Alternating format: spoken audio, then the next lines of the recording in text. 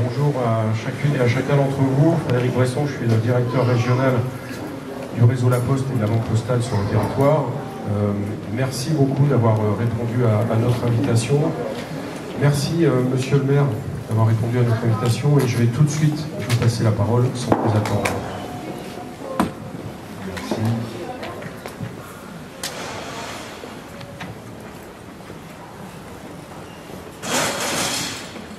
Monsieur le directeur général de Gustave Roussy, cher professeur Fabrice Barlési, madame la conseillère départementale que je cherche, je ne vois pas ici, chère Flore Minck, monsieur Frédéric Besson, directeur général régional du réseau La Poste et de la Banque Postale Île-de-France Sud, madame Solange Bruel, petite nièce de Gustave Roussy, vous avez raison de préciser. Monsieur, peut-être je vais écorcher le nom, je m'en excuse, monsieur Gilles Livgitz, directeur de Philaposte, monsieur Bertrand Siné, initiateur de ce projet, monsieur Pierre Barra, graveur du timbre à l'effigie de Gustave Roussy, mesdames et messieurs, chères Villejuifoises et Villejuifois. Je suis évidemment très honoré de vous accueillir à Villejuif pour le lancement du timbre à l'image de ce grand professeur que fut Gustave Roussy. Comme vous pouvez l'imaginer, c'est une fierté en tant que maire d'avoir dans sa commune ce joyau international de la lutte contre le cancer et de la recherche qu'est Gustave Roussy.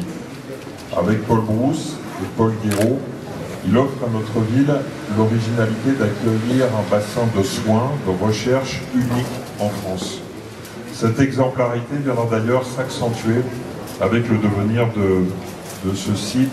Nous aurons évidemment l'occasion, avec l'arrivée de notre nouveau, je dis notre, puisque c'est même une institution de la ville, notre nouveau directeur, d'échanger sur le sujet dans les jours qui viennent. Campus Grand Parc, puisque c'est de cela dont il s'agit, fera de ce centre un des leaders mondiaux de la recherche et des soins sur le cancer.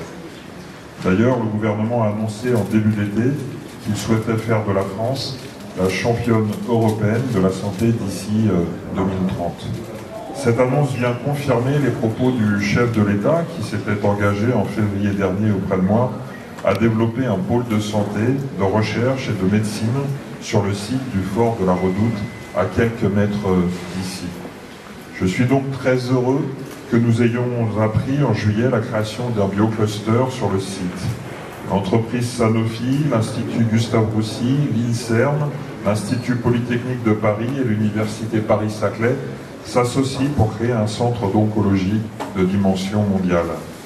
Ce projet, d'une ampleur unique, a pour objectif de faire naître une médecine personnalisée, centrée sur le patient, mais j'imagine que des gens beaucoup plus compétents que moi auront l'occasion de l'évoquer aujourd'hui ou à d'autres occasions. Il aura pour mission de développer un lien de proximité entre la recherche et les patients, de créer de l'emploi et de nouveaux brevets, ainsi que de mettre à disposition des compétences, des services et des structures pour développer la médecine de demain. Je ne doute pas, monsieur le directeur de l'Institut Gustave Roussy, professeur Barlési, qu'il partage avec moi cet enthousiasme et je pense que c'est une des raisons de son arrivée évidemment aujourd'hui dans notre ville. Alors oui, nous devons beaucoup à Gustave Roussy, à son engagement, à ses recherches, car sans lui, rien ne serait aujourd'hui possible ici. Médecin spécialisé en neurologie et en anatomopathologie, le professeur Gustave Roussy arrivera à Villejuif après la Première Guerre mondiale comme neurologue à l'hôpital Paul Brousse. En 1921, il ouvrira la première consultation spécialisée dans le dépistage et le traitement du cancer et fera de notre commune un centre reconnu à partir de cette date. Tout cela, évidemment, mérite bien un timbre. Et je suis donc évidemment particulièrement sensible à cette décision du groupe La Poste d'honorer cet homme si important et que sa figure se diffuse dans l'ensemble de notre pays et probablement au-delà des frontières, je le souhaite évidemment. Il viendra rejoindre Jean Moulin, Louis Pasteur ou Aimé Césaire au titre des figures de notre histoire collective qui auront un timbre à leur visage. C'est un geste fort, je tiens à le souligner, du groupe La Poste auquel la ville s'associe bien naturellement. Avant de laisser la parole aux différents intervenants, permettez-moi néanmoins une adresse à l'intention de la Poste. Si je suis heureux évidemment d'être à vos côtés ce matin pour célébrer ce grand homme de médecine, je regrette que cela se produise simultanément dans un contexte de réduction du service postal sur notre ville. Mais restons à la fête et honneur à Gustave Roussy, honneur à sa famille, honneur surtout à tous les médecins, chercheurs, personnels soignants, familles de malades qui œuvrent chaque jour dans cet édifice contre le cancer, pour la lutte pour une médecine et une recherche de pointe face à ce fléau mondial qui évidemment nous meurtrit trop souvent et endeuille trop souvent nos familles. Donc on compte évidemment sur vous, nous serons toujours aux côtés de Gustave Roussy et du système hospitalier dans notre ville. Comme je le disais en aparté à monsieur le professeur, Villejuif et ses hôpitaux, c'est une longue histoire passée, c'est une longue histoire future et nous en sommes extrêmement fiers et conscients. Merci à vous toutes et tous pour votre écoute.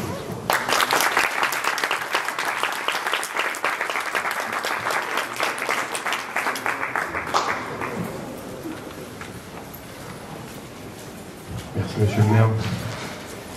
Merci à toute l'équipe de Gustave Roussy d'accueillir ce moment que nous appelons en philatélie le premier jour.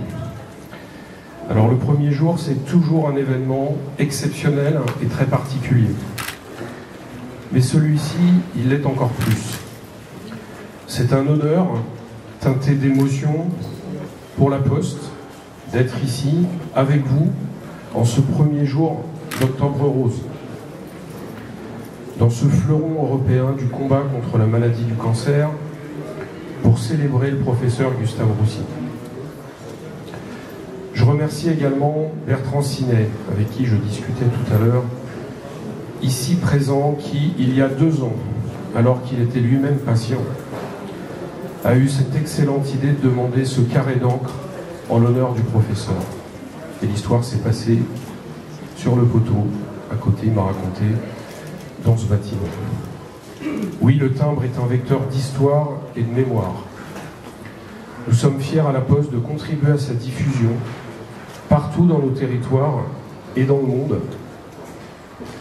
Et dans le monde à travers nos points de contact de la Poste et par l'intermédiaire de nos clients qui sont des passionnés ou qui sont tout simplement utilisateurs. Sans plus tarder, je vous propose de découvrir le timbre Gustave Roussy. Pour cela, sous vos applaudissements, j'invite Madame Solange Bruel, petite nièce du professeur, et le professeur Fabrice Barlési, directeur général de l'Institut.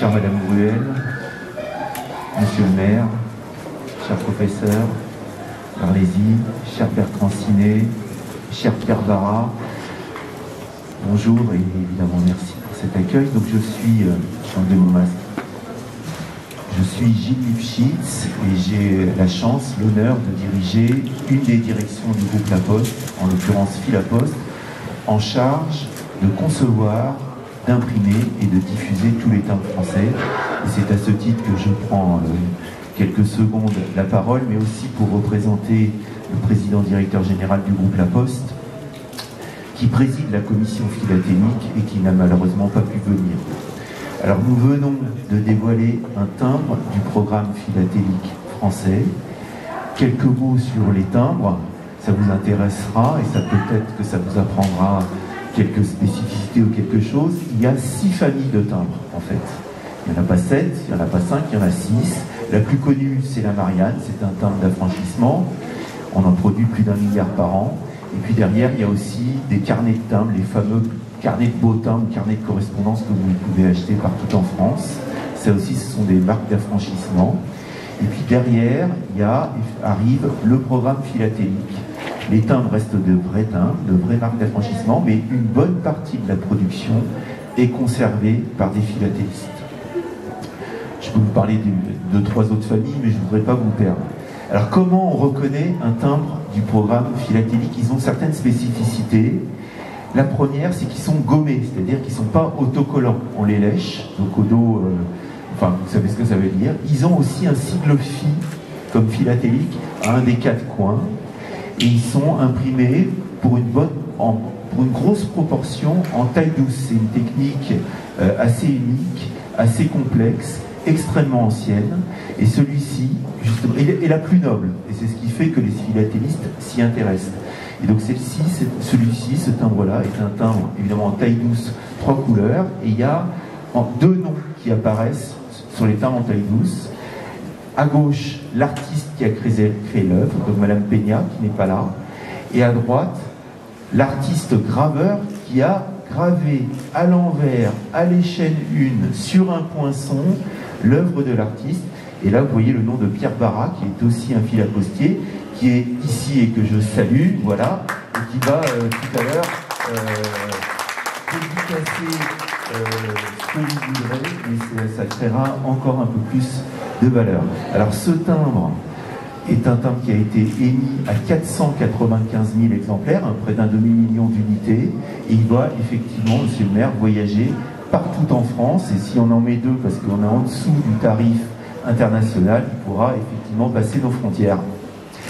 Alors comment on fait pour avoir un timbre comme ça, ou un sujet comme ça? Il faut à l'origine un demandeur. C'est pas la Poste qui s'auto-saisit de sujets ou de thématiques, c'est tous les Français, toutes les associations, toutes les institutions, tous les politiques peuvent écrire au président directeur général du groupe La Poste ou à moi-même, et on reçoit ces demandes et on les trie, on les filtre, on les sélectionne, on vérifie que voilà, il n'y a pas de redondance, qu'il n'y a pas déjà eu un sujet, etc.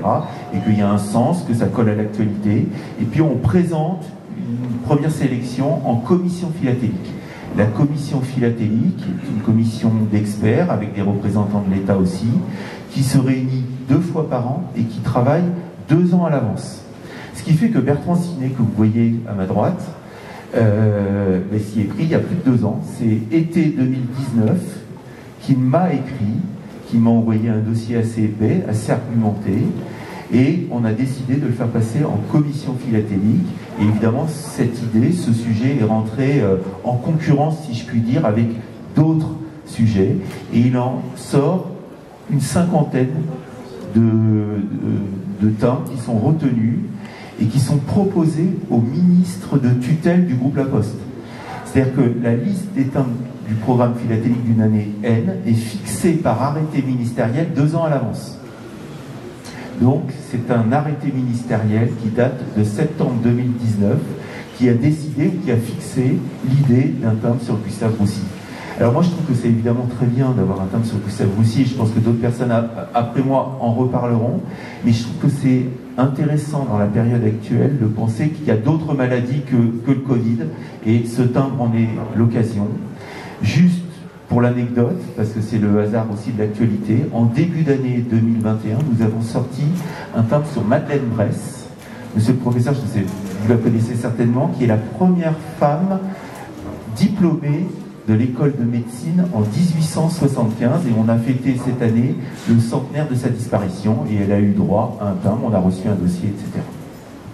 Voilà, je pourrais parler sans fin. C'est un monde passionnant. Je voudrais évidemment vous remercier, je suis très heureux d'être là, et passer la parole à celui qui va peut-être me suivre dans le programme. Madame, voilà, chère madame, je vous laisse le micro. Ou c'est monsieur Sinet? Alors attendez, madame Bress, c'est monsieur Sinet qui va dire quelques mots.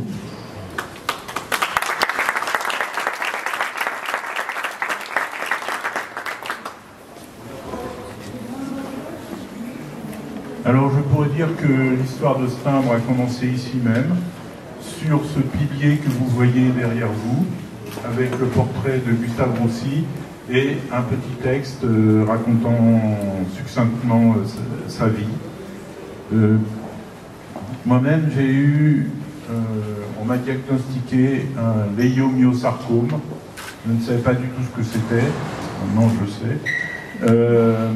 C'est un cancer rare du muscle. Et en l'occurrence, c'était le muscle de mon bras droit. Et après quelques péripéties, j'ai été dirigé sur la consultation du docteur Mir à l'espace 2, là-bas. Et c'est Madame Andrea Cavalcanti, à qui je rends un hommage appuyé, puisque je considère qu'elle m'a sauvé la vie, qui m'a opéré en 3 fois. Ça a commencé très brièvement. D'abord, comme l'hôpital Gustave Roussy est un des seuls hôpitaux au monde à pratiquer la technique du membre isolé, c'est-à-dire que dans l'opération, le membre, en l'occurrence mon bras droit, est isolé du reste du corps. Et à ce moment-là, elle m'a dit ben, je vais pouvoir vous administrer une dose mortelle de chimiothérapie. C'est un peu angoissant, mais c'était pour mon bien, effectivement, puisque la chimiothérapie, comme ça, n'allait pas se répandre dans le reste du corps. Ça a été le 1er septembre 2017. Ensuite, le 14 novembre 2017, ça a été l'opération proprement dite, même une double opération. C'est-à-dire Madame Cavalcanti a vidé mon muscle des cellules malignes, disons, et tandis que le docteur Jean-François Honard, chirurgien plasticien, a vidé en partie ma cuisse gauche, qui elle était saine, pour y greffer le muscle donc de la cuisse, dans le bras infecté. C'était une opération lourde qui a duré 6 heures et qui était d'autant plus délicate qu'il s'agissait de préserver la motricité de ma main. Madame Cavalcanti a parfaitement réussi, vous voyez, et parce que c'était d'autant plus difficile qu'il y avait tout un nœud de nerfs et de terminaisons nerveuses qui commandaient justement l'usage de la main et qui se trouvait tout près du muscle infecté. Donc l'opération a réussi et troisième temps, beaucoup plus, enfin, pour moi beaucoup plus facile, pour elle aussi je pense, j'ai eu 3 semaines de radiothérapie. Bon là il suffisait de venir tous les jours pendant 3 semaines pour avoir une séance de radiothérapie sur le bras. Voilà. Ensuite, j'ai eu des visites de contrôle tous les 6 mois et suivi toujours par Madame Cavalcanti.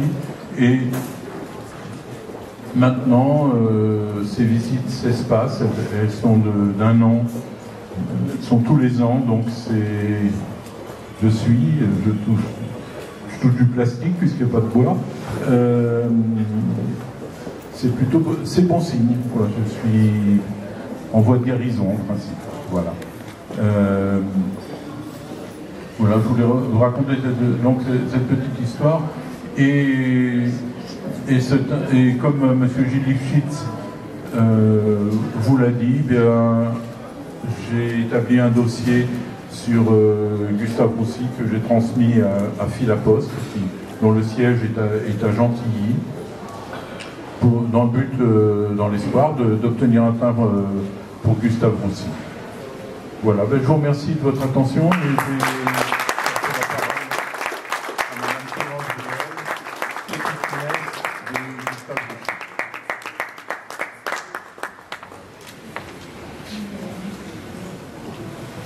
Bonjour tout le monde. Bon, je suis un petit peu intimidée parce que c'est le mari de parler en public. Je suis ici parce que je suis la petite nièce de Gustave Roussy, que je l'ai rencontré. Et quand j'étais toute petite, et qui n'a pas eu d'enfant, donc les enfants de sa sœur et de ses sœurs, finalement, je représente toute cette descendance. Et puis, j'ai écrit, j'ai fait des recherches sur la famille Roussy. J'ai intégré dans un livre sur la maison et sur la famille, et ça m'a donné l'occasion de venir ici pour avoir des détails, pour avoir des photos, pour avoir... Mais moi, j'ai aussi apporté quelque chose, comme j'habite une maison de famille, et qu'il y avait des greniers, et dans les greniers, il y avait des albums de photos. Donc, j'ai des photos de Gustave, jeune homme, petit garçon et adolescent. Et c'est très agréable. Et puis, Gustave avait une famille, très famille. Son père, Émile Louis Roussy, était un personnage important, suisse de Vevey. On a dit qu'il était le bienfaiteur de la ville de Vevey. Et la famille était les meuniers qui donnaient leur blé à Henri Nestlé pour tout le travail de Nestlé.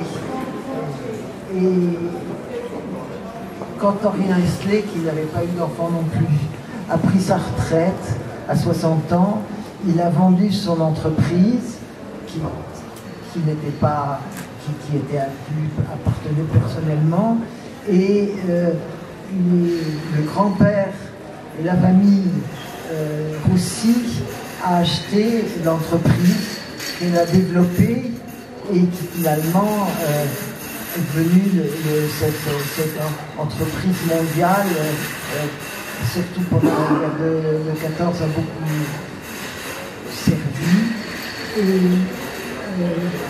Émile Louis a été le PDG jusqu'à sa mort en 1920. Alors ils ont fait beaucoup progresser l'entreprise et il a pu acheter un terrain sur lequel il a fait construire un petit château. Et puis après, une autre propriété sur le lac de Morat où pour justement l'entreprise Roussy, il y avait des animaux, des vaches qui produisaient du bon lait. Enfin, il a fait fortune et il a eu 4 enfants.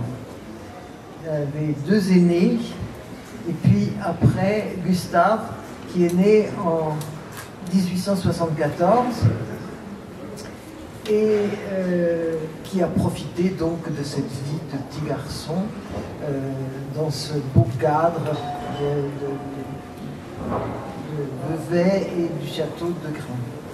Et 18 mois après la naissance de Gustave est arrivée une petite sœur, Marguerite Adeline aussi, qui est ma grand-mère. Et si donc j'ai vu Gustave Roussy, c'est parce que Marguerite et Gustave s'entendaient très bien, ils n'avaient que 18 mois de différence, et ils se sont suivis pendant toute leur vie. Et quand Marguerite est tombée malade pendant la guerre de 39-45, il est venu à la maison pour s'occuper d'elle, pour la diriger, pour la soigner. Et nous, on était toute une bande d'enfants. Et quand il venait et qu'il déjeunait à la maison, il fallait être bien sage et se laver.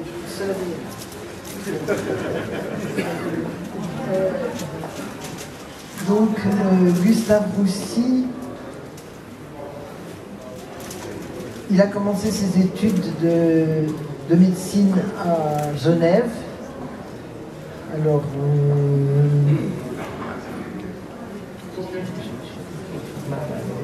en 1895. Et puis 3 semestres après, il est venu à Paris. Et à la faculté de médecine de Paris. Donc en 99, il était externe des hôpitaux et en 1901, il a passé son internat.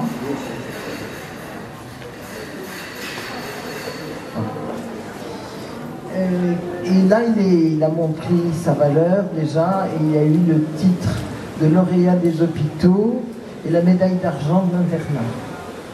En 1906, il a pris la nationalité française.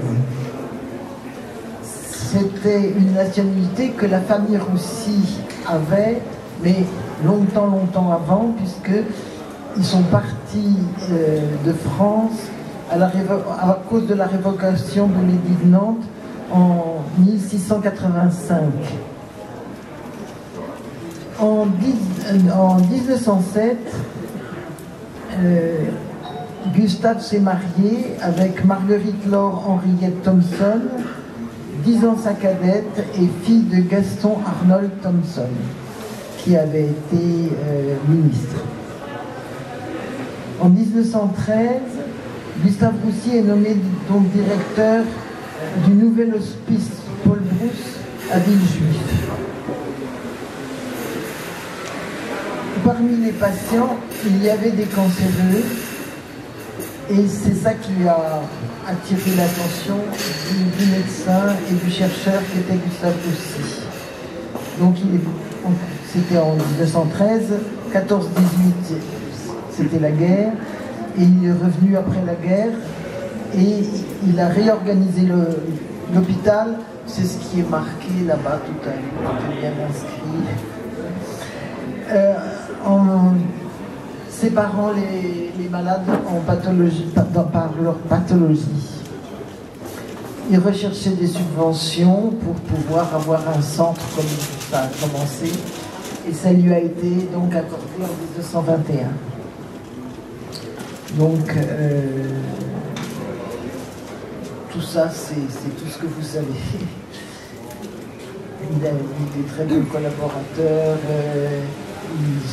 ça a été une vie de travail intense. Ma sœur aînée se souvient d'avoir été à l'Élysée à l'occasion de la Grande Croix de la Légion d'honneur qui a été donnée à Gustave Roussy. Et elle avait 6 ans, elle était très impressionnée d'être nommée quand elle est rentrée, et sa grand-mère avec elle, et puis de voir Gustave avec un beau costume, très, très impressionnant à cette occasion.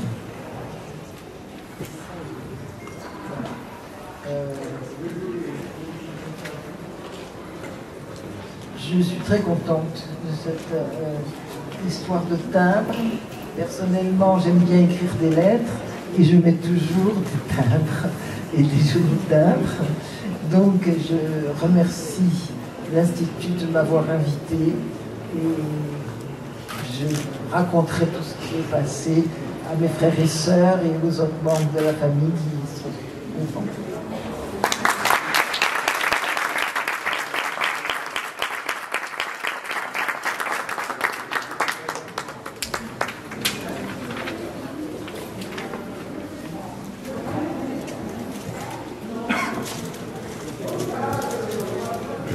Bref, monsieur le maire,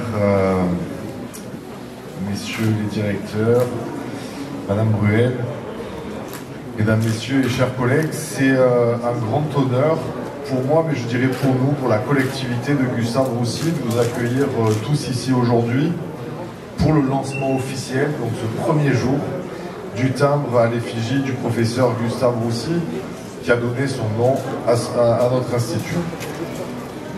Et nous sommes vraiment touchés aujourd'hui, madame, de vous avoir à nos côtés pour ce lancement. Alors, la date du 1er octobre a une consonance extrêmement particulière pour nous, puisque, en fait, elle est le point de départ de l'histoire de la cancérologie moderne, voulue par Gustave Roussy. En effet, le 1er octobre 1921, le professeur Gustave Roussy a créé ici même, à Villejuif en tous les cas, la première consultation spécifique de cancérologie. Cette vision prémonitoire d'une médecine qui, pour traiter ses patients, devait être collégiale et multidisciplinaire.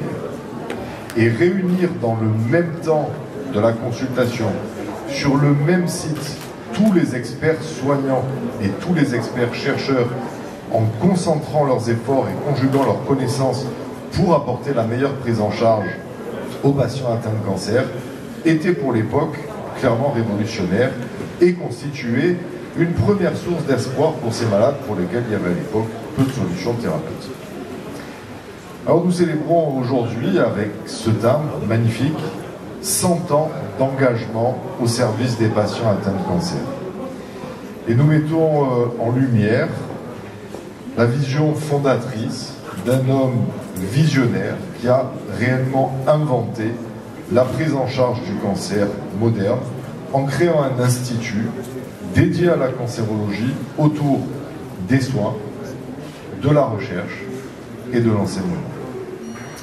Et c'est sur cette intuition et ce modèle que nous fonctionnons toujours encore aujourd'hui et que nous avons des projets pour continuer à fonctionner ainsi dans le futur. Alors en initiant la prise en charge globale oncologique, le professeur Roussy a imposé une vision novatrice de la médecine, mais qui est clairement confortée par, 100 ans après, par la place occupée par cet institut au niveau mondial, puisque, vous l'avez rappelé, Gustave Roussy a été classé 5e institut de cancérologie dans le monde, premier après les 4 plus grands centres américains dans le domaine. C'est un classement du magazine Newsweek qui scelle ces 100 ans d'histoire de la cancérologie.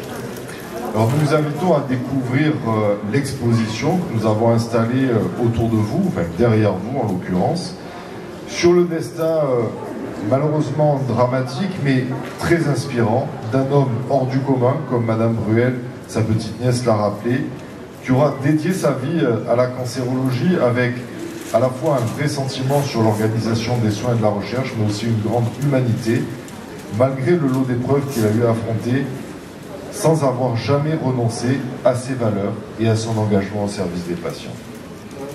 Ces valeurs d'excellence, d'engagement, d'empathie, sont celles qui animent toujours, 100 ans plus tard, les femmes et les hommes de son institut éponyme, attachés à poursuivre la mission, la voie tracée par le professeur Gustave Roussy pour aller vers la guérison de tous les cancers dans un accompagnement humain si cher à son cœur. Je vous remercie.